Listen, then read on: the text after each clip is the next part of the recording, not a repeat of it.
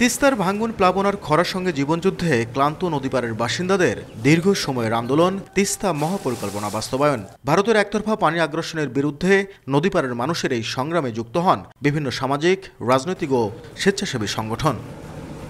গত আওয়ামী সরকার তিস্তাকে রাজনৈতিক হাতিয়ার হিসেবে ব্যবহার করে একাধিকবার মহাপরিকল্পনা বাস্তবায়নের আশ্বাস দিলেও ব্যর্থ হয়েছে।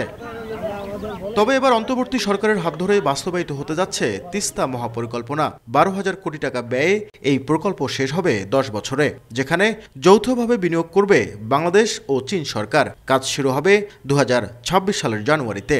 12,000 কোটি টাকা ব্যয়ে তিস্তা প্রকল্প এই এলাকায় বাস্তবায়িত হবে।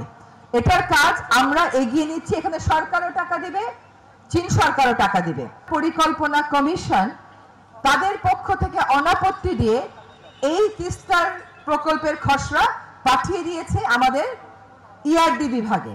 এখন ইআরডি বিভাগ থেকেও পাঠিয়ে দেওয়া হয়েছে চায়নার কাছে। অধিকার কর্মীরা বলছেন, অন্তর্বর্তী সরকারের তিস্তা মহাপরিকল্পনা বাস্তবায়নের যে উদ্যোগ, তাতে নদীপাড়ের বাসিন্দাদের আকাঙ্ক্ষার প্রতিফলন ঘটেছে।